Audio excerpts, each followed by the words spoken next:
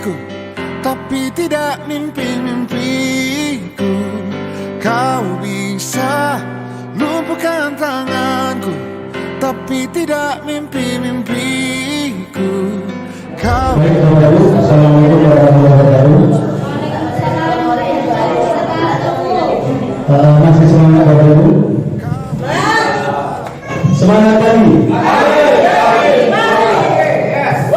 Baik, sebelum kita lanjutkan ke pengolahan data, saya ingin Bapak Ibu berdiri sebentar. Kalau Bapak dan Ibu sudah berdiri, silakan membentuk lingkaran. Kita akan main-main dulu sebentar.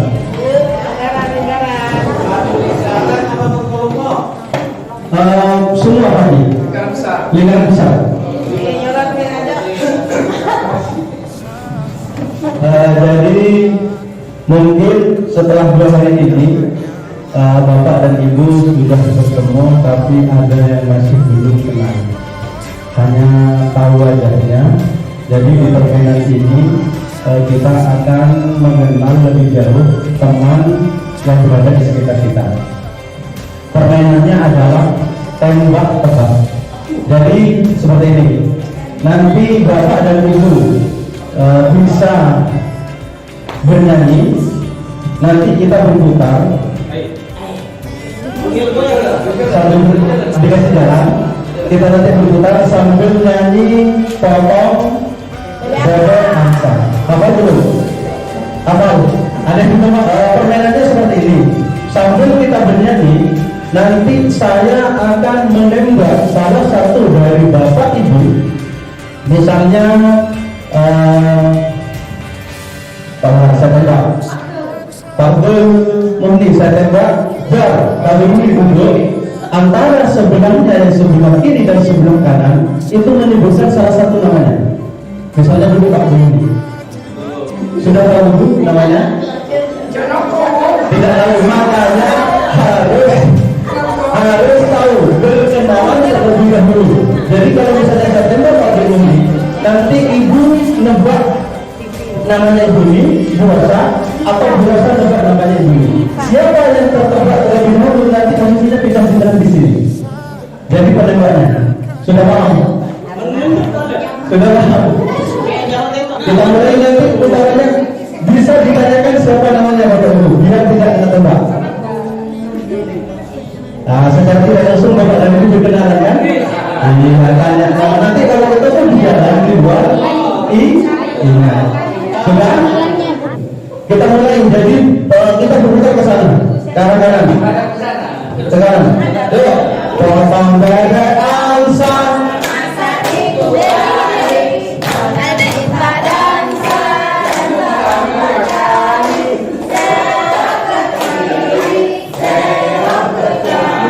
Yang siap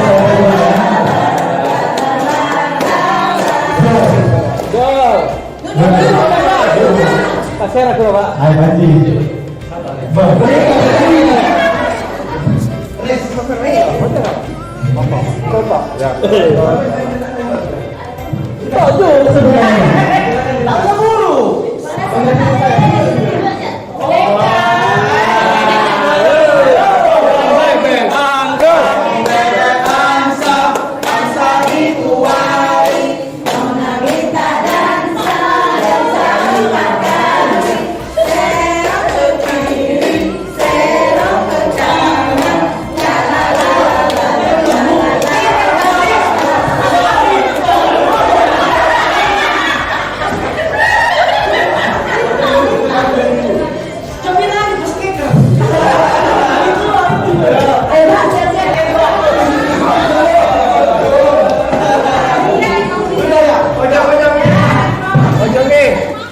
Baik, untuk selanjutnya kita akan lanjutkan ke materinya.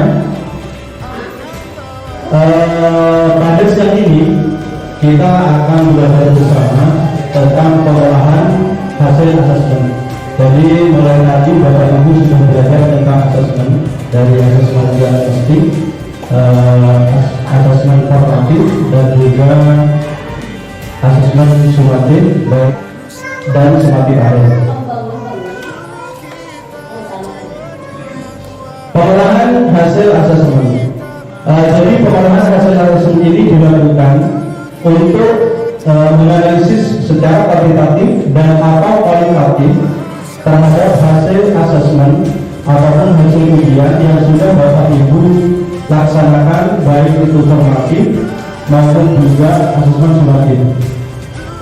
Hasil asesmen pada setiap tujuan pembelajaran itu diperoleh melalui data kualitatif, yaitu hasil amatan atau rubrik, bisa berupa diskusi yang diamati ataupun observasi, dan juga bisa berupa data kuantitatif, yaitu berupa angka-angka. Jadi dalam hal ini asesmen tidak hanya bisa kita lakukan pengolahannya dengan menggunakan angka-angka saja, tetapi juga bisa dengan rubrik, yaitu dari pengamatan ataupun observasi. Data-data ini diperoleh dengan membandingkan pencapaian hasil belajar peserta didik dengan kriteria tercapaian tujuan pembelajaran, baik pada capaian pembelajaran di akhir fase maupun tujuan-tujuan pembelajaran turunannya. Pengolahan hasil asesmen dilakukan dengan memanfaatkan hasil formatif dan sumatif. Ya, jadi Bapak Ibu, di sini formatif ini ada perannya juga, walaupun nanti pada aplikasi, pada implementasi memasukkan nilai kita ke rapor, itu ini tidak digunakan. Yang formatif terdapat dua jenis data, yaitu yang pertama data hasil asesmen yang berupa angka dan hasil asesmen yang berupa narasi ataupun kualitatif. Pengolahan hasil asesmen dalam bentuk angka didasarkan hanya pada hasil asesmen sumatif. Jadi untuk asesmen formatifnya, kenapa tidak perlu kita masukkan ke dalam penilaian di rapor? Ini alasannya. Tadi seperti apa yang ditanyakan oleh Pak Toto, asesmen formatif sebagaimana diuraikan sebelumnya berupa data ataupun informasi yang bersifat kualitatif, digunakan sebagai umpan balik untuk perbaikan pembelajaran sekaligus sebagai bahan pertimbangan menyusun deskripsi capaian kompetensi. Jadi untuk itu Bapak-Bapak, ya, artinya bahwa nilai formatif ini tujuannya adalah bagaimana kita bisa menuntaskan siswa mencapai kompetensi pembelajaran yang kita inginkan, sehingga nanti di sumatifnya bisa sama dengan teman-temannya yang lain. Ini bukan berdasarkan saya, tapi ada panduannya. Bahwa itu nanti kalau misalnya perlu butuh panduannya, nanti saya kirim ke grup. Ya, jadi formatif itu digunakan sebagai umpan balik untuk perbaikan pembelajaran. Oh, anak ini kemarin nilainya kok rendah, kenapa? Sebagai refleksi kita. Oh, anak ini kemarin biasanya di hari-hari sebelumnya pembelajarannya bagus, kenapa kemarin kok rendah? Kenapa kemarin kok tidak bisa, tidak cukup? Jadi inilah formatif ini yang digunakan sebagai umpan balik untuk perbaikan pembelajaran. Ada apa? Apa yang salah? Apakah cara saya mengajar kurang tepat, kurang bagus, kurang menarik, tidak berpihak kepada murid? Jadi itu yang harus kita lakukan untuk perbaikan dan pembelajaran berikutnya. Ya, Bapak, jadi Bapak. Yang selanjutnya adalah, nah ini adalah dasar pengolahan hasil asesmen Bapak dan Ibu untuk dimasukkan ke nilai rapor. Jadi kalau tahun kemarin nanti saya perlihatkan aplikasi yang dibuat di Saruni 1 untuk memasukkan nilai ke rapor. Di semester kemarin itu formatif masih masuk ke rapor. Jadi juga tidak dijadikan dasar nilai rapor. Tetapi pada tahun ini di PSP tahun kedua, di sana hanya ada sumatif lingkup materi dan ini adalah nilai sumatif per unit. Jadi Bapak Ibu yang sudah melakukan asesmen di setiap unit, nanti nilainya bisa dimasukkan di sini. Ini untuk unit 1, ini untuk unit 2. Kalau misalnya untuk seperti seni rupa itu ada 12 unit. Seni rupa ada 12 unit. Kalau Bapak Ibu mau membagi menjadi 2 semester, dipersilakan.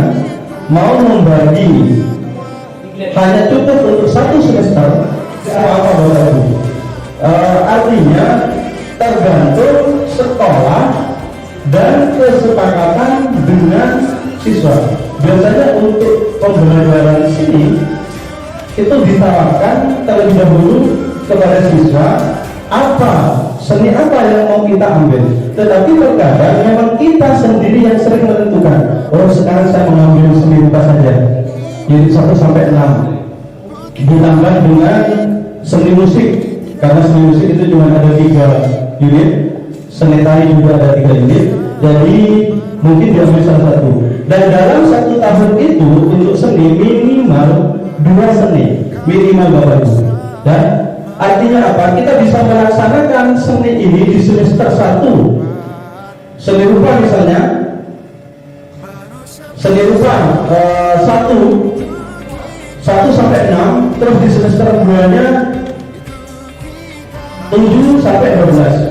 Tetapi kita bisa mengambil sekaligus dari unit 1 sampai unit 12 di semester 1, nanti di semester 2-nya misalnya kita ganti dengan seni suara atau seni musik atau seni tari.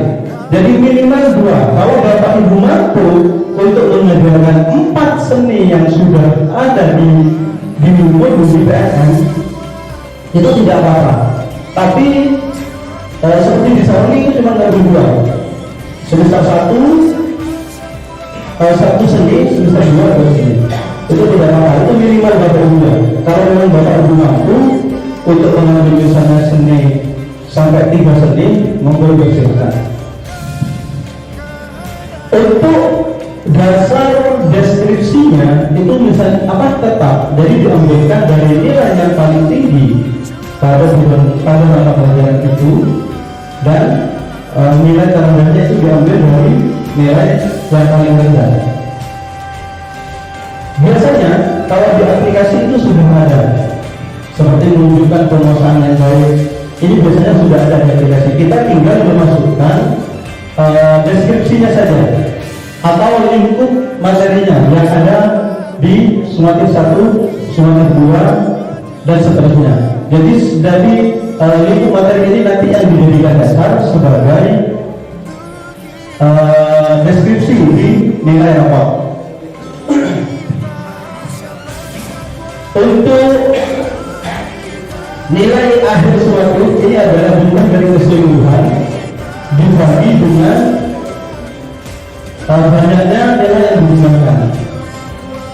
Nilai suatu akhir itu bisa non-tes, bisa tes, tergantung dari Bapak Ibu itu mau menyelenggarakan proses asesmennya tes atau tidak. Misalnya dengan wawancara atau dengan praktek, itu bisa. Nanti nilainya diletakkan di sini di non-tes. Kalau memang masih mau menggunakan tes, Bapak Ibu bisa nanti meletakkan nilai tesnya di tempatnya tes ini. Misalnya dengan ujian tulis, baik, pilihan ganda, uraian dan lain sebagainya. Nanti ini akan muncul sendiri. Ini adalah contoh format penilaian formatif. Jadi penilaian ini memang tidak dimasukkan ke dalam rapor, tetapi nanti saya kirim Pak Fanya. Ya, tetapi ini adalah menjadi dasar.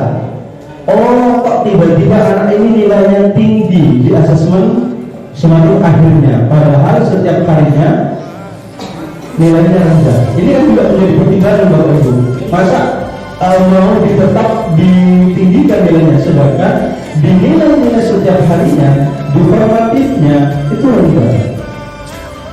Ada apa ini? Itu juga menjadi refleksi bagi kita. Jadi makanya penilaian formatif ini masih diperlukan. Yang pertama, yang kedua, sebagai dasar kalau kita nanti ada teguran dari wali murid, ini anak saya tinggi, ini loh Bapak Ibu. Kita punya dasar. Ini loh nilainya sekarang seperti ini Bapak Ibu putranya, putrinya. Jadi kalau misalnya nanti karena asesmennya tinggi, kok nilainya di bawah nilai asesmen yang ada di rapor, karena nilai asesmen itu tidak hanya diambil dari nilai asesmen akhir, formatif juga punya peran. Terkadang terbalik, pada saat setiap harinya nilainya bagus, tapi pada saat asesmen formatif akhir, asesmen sumatif akhirnya nilainya rendah. Itu kan juga bisa menjadi pertimbangan Bapak. Masa kita tetap mau tidak mengangkat nilai anak ini yang rendah gara-gara di asesmen sumatif akhirnya rendah, karena setiap harinya nilainya sudah bagus. Jadi tetap menjadi pertimbangan. Ini tetap diperlukan, tetap dibutuhkan. Ini untuk yang formatif. Untuk yang sumatif, formatnya seperti ini. Formatnya seperti ini. Jadi karena nilainya yang formatif ini disamakan dengan rapot yang saat ini. Karena untuk rapot yang dulu, yang di PSP semester 1, yang di PSP 1 itu masih ada nilai formatifnya di sini. Jadi karena nilai formatifnya tidak dipakai, jadi kita tidak perlu untuk memasukkan di sini. Jadi formatnya seperti ini. Ini yang salah satu seperti ini Bapak Ibu. Ada lima, jadi sama seperti yang ini. Nah, sama seperti yang ini. Jadi nanti Bapak Ibu tinggal mengganti nama, memasukkan nilai, insya Allah sudah terdengar sendiri. Bapak Ibu, untuk selanjutnya kita akan melakukan pengolahan nilai terlebih dahulu. Jadi tugas dari Bapak Ibu adalah mengolah nilai, membuat sebuah nilai dalam sebuah pembelajaran Bapak Ibu. Nanti tujuannya untuk bisa dimasukkan ke nilai ke aplikasi rapor. Karena aplikasi rapor ini ada yang manual, ada yang berbasis web. Yang kalau yang berbasis web ini sudah terkoneksi dengan Dapodik. Jadi namanya itu sudah ada, cuman yang menjadi persoalan di nama itu terkadang tidak sesuai dengan absen yang kita buat. Artinya urutannya. Jadi Bapak Ibu harus hati-hati dalam memasukkan nilai dari anak-anak supaya tidak tertukar. Ini adalah salah satu, ya, bukan satu-satunya. Jadi salah satu contoh aplikasi ini dibuat oleh teman guru di SDN 1 Pak Agus, guru olahraga. Jadi kita di semester 1 kemarin menggunakan aplikasi ini. Untuk semester 2 ini karena sudah ada yang berbasis web terkoneksi dengan internet dan Dapodik, kita menggunakan itu. Nanti ada caranya. Tetapi yang harus pertama kali melakukan adalah admin. Jadi kalau di sekolah biasanya operator sekolah, mungkin nanti Bapak Ibu kalau tertarik dengan web ini, Bapak Ibu bisa ke operatornya untuk belajar, atau pada saat ada pertemuan operator itu untuk membahas rapot ini. Saya cuma bisa masuk karena ini sudah dibuatkan, termasuk username dan juga passwordnya itu sudah dibuatkan oleh admin, yaitu operator sekolah atau sebagai wali kelas. Kalau kita sebagai guru, kita hanya memasukkan nilai-nilai yang kita buat hanya sebagai guru, misalnya guru mapel, kita tinggal memasukkan mapel apa yang kita ampu seperti di Dapodik. Dan jadi ini terkoneksi dengan Dapodik, termasuk nama siswa, nama guru penampunya itu sudah terkoneksi dengan Dapodik. Jadi kita tinggal memilih kita sebagai guru atau wali kelas. Kalau kita sebagai wali kelas ini lingkupnya luas. Jadi nanti yang merekam, yang mencetak rapor itu wali kelas. Jadi kita, karena kita guru kelas, kita kan mengampu mapel pendidikan Pancasila, bahasa Indonesia, matematika,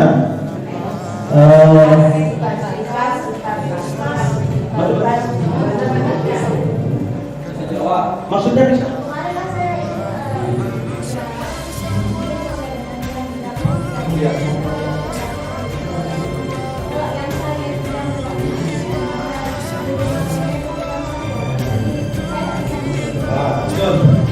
Betul, karena itu bibliotek isinya seperti itu.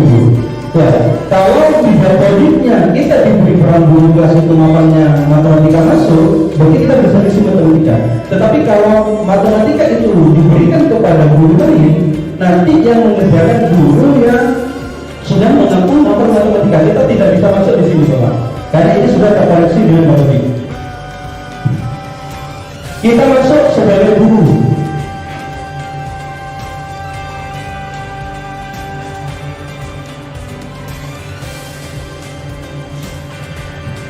Karena ini alhamdulillah nilainya sudah semua untuk guru kelasnya, jadi nanti akan terlihat nilai-nilai yang sudah saya ambil. Yang pertama kita masuk ke persiapan penilaian dulu. Kita buka capaian kompetensinya.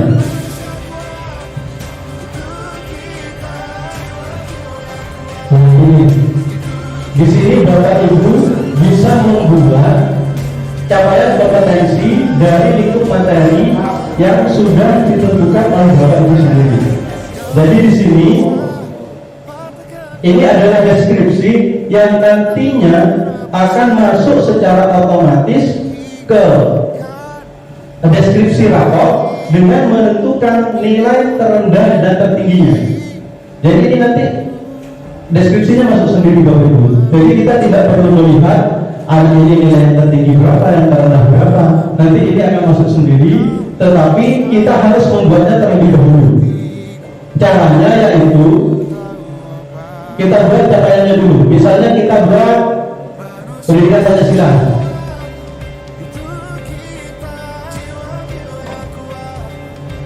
Jadi buatnya satu-satu. Kalau kita sudah membuat lingkup materi, kita nanti tinggal mengcopy. Misalnya di sini ada pendidikan Pancasila, kita buat capaiannya dulu. Dari capaian ini ada 3 tujuan pembelajaran. Apa lingkup materi? Kita klik lingkup materinya. Karena jika berdasarkan tujuan pembelajaran, itu nanti nilai yang dimasukkan, nilai yang diampu adalah berdasarkan tujuan pembelajaran yang sudah kita tetapkan. Misalnya tujuan ada 1 ada 10, nanti kita memasukkan 10 nilai. Jadi kita ambil lingkup materinya saja dalam 1 unit itu apa?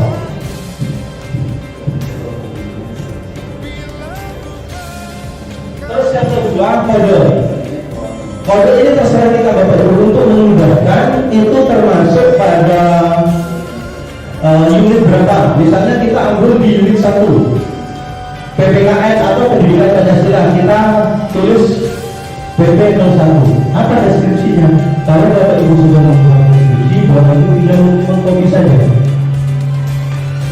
Jadi saya sudah membuat di sini untuk PKN di semester 1 ada 3 unit, ada 3 lingkup materi. Jadi kita tinggal mengcopy saja. Kita masukkan ke deskripsinya.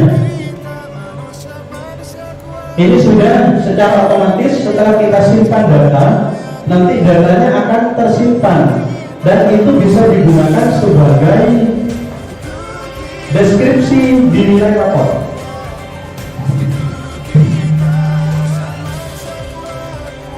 Nanti hasilnya kan seperti ini.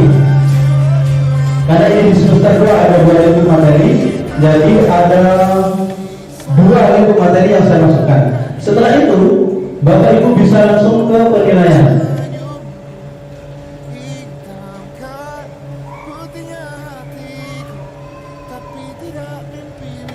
Kita tinggal memasukkan angkanya. Bagaimana cara memasukkan angkanya? Kita tinggal klik di sini, kita copy di Excel-nya, nilai yang sudah kita buat seperti tadi di Excel yang nanti mau saya bagikan. Kita tinggal klik, kita copy, kita paste, terus copy nilai. Nanti nilainya akan masuk sendiri di sini. Sebanyak siswa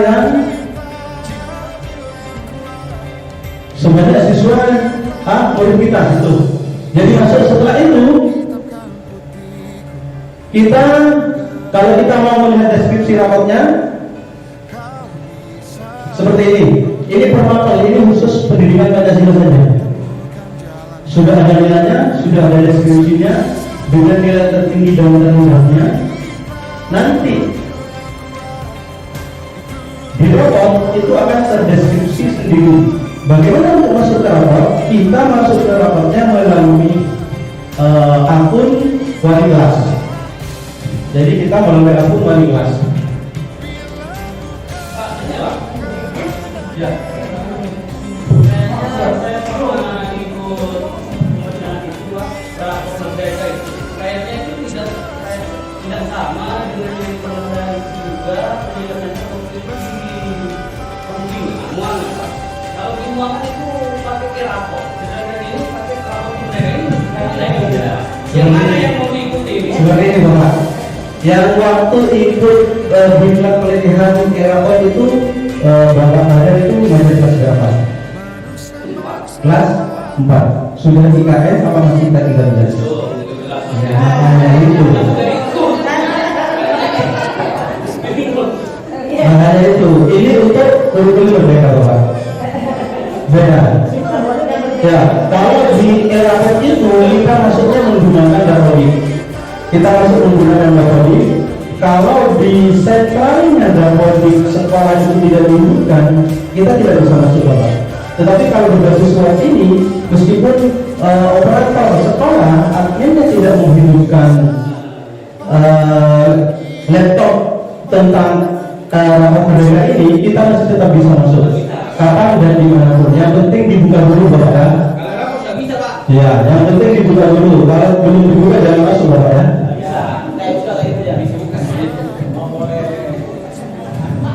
Betul ya?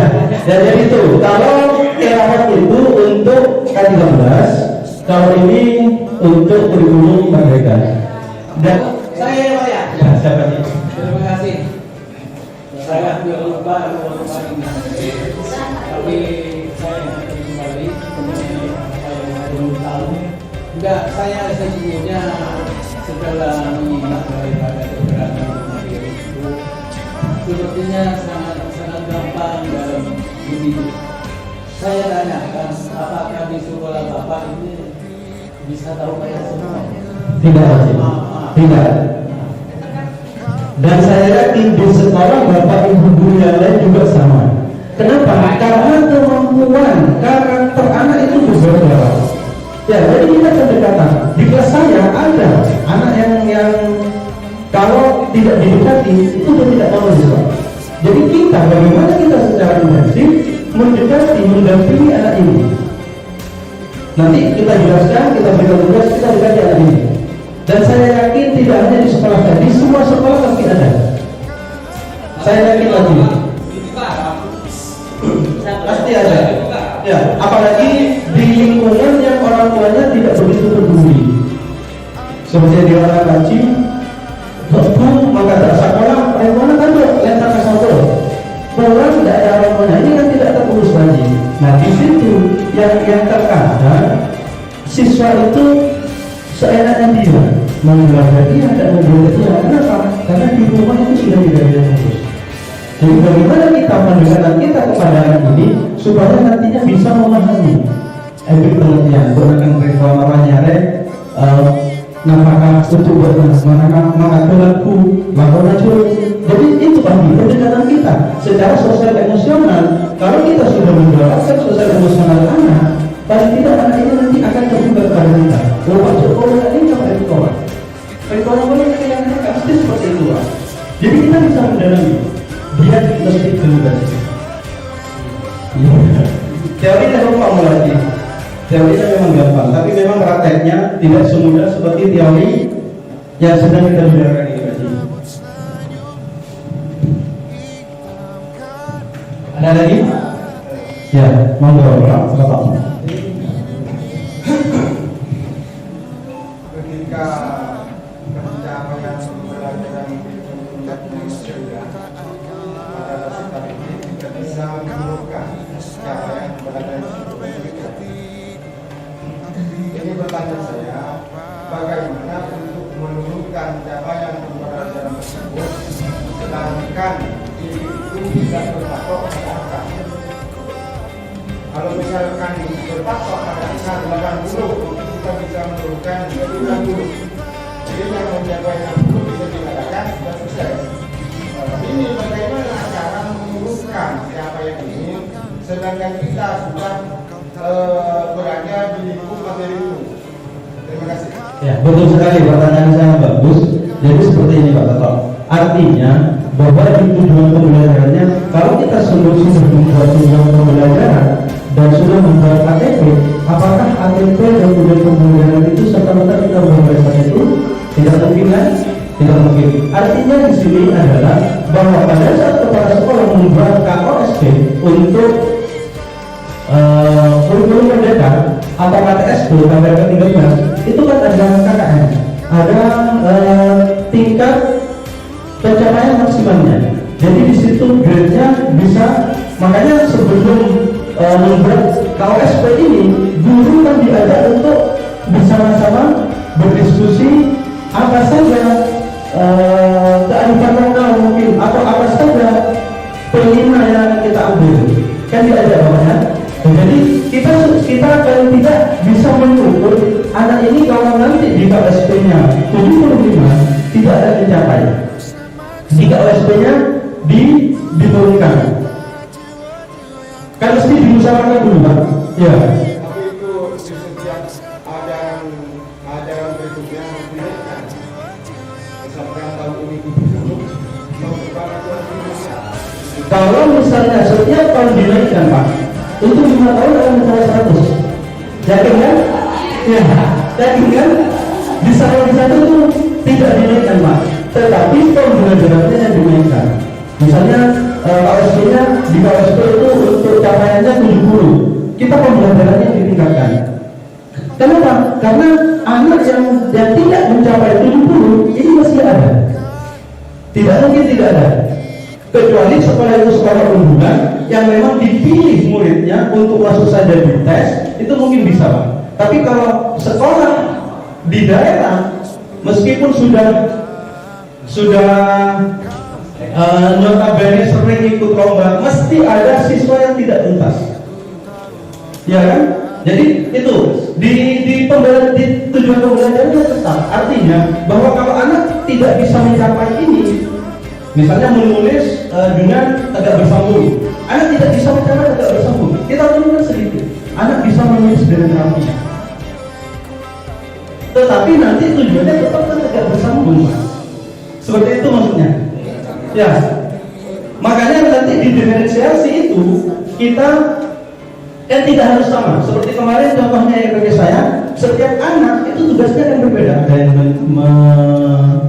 menceritakan, menulis cerita, ada yang menghitung luas, ada yang membuat, itu kan tidak sama. Kegiatannya tidak sama. Itu sudah diukur dari kemampuan, bakat, minat, profil, dan juga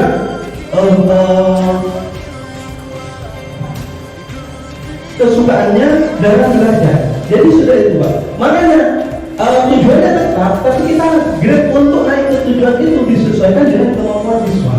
Kalau kita samakan semua Pak, anak harus bisa menghitung luas, keliling, bangun data. Anak yang tidak mampu tidak akan bisa apa-apa. Kita pola, kita olah. Anaknya senang menulis cerita. Dari barang yang kita buat, produk yang kita buat, silakan kamu buat sebuah cerita. Di situ pendiferensiasinya. Jadi bukan tujuan pembelajarannya juga tidak. Ya, mungkin itu Pak Bapak ya. Mungkin ada yang lain? Lagi? Kalau tidak ada, kita langsung ke LK. Tidak ada ya? Kalau sudah tidak ada, terima kasih. Baik, kita lanjutkan untuk LK. LK-nya sangat mudah dan gampang. Jadi LK-nya ini Bapak Ibu hanya diminta untuk membuat nilai. Nilainya yang penting bisa di atas KKN. Artinya bahwa nanti tidak kebingungan. Formulasi dari mana? Ini jumlahnya di mana? Nanti yang dimasukkan ke nilai apa? Karena Bapak Ibu perlu aplikasi ini untuk kelas 4, untuk kelas 4 bisa ada nanti segini. Mana tuh?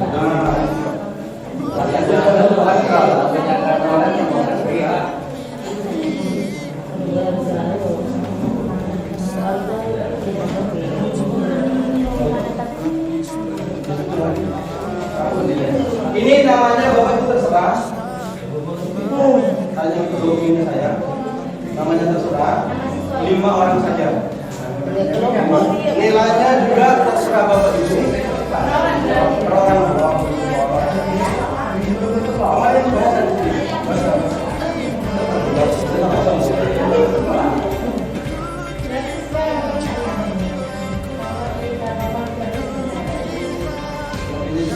Tidak tergantung di rapi, tetapi memang kita kan harus tahu. Karena misalnya di kenaikan pajak itu kan kadang ada tapi di rapi masih belum.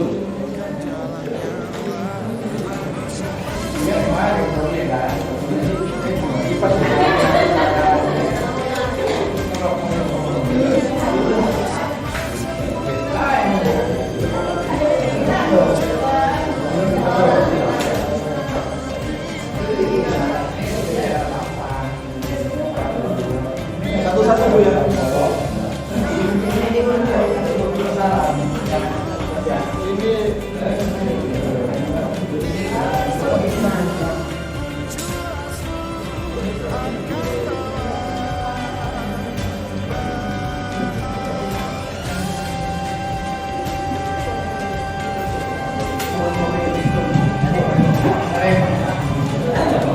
Untuk yang formatif itu, Bapak Ibu tidak perlu menulis semua nilai. Misalnya di buku materi itu kan ada beberapa kolom. Jadi Bapak Ibu cukup menuliskan 4 atau 5.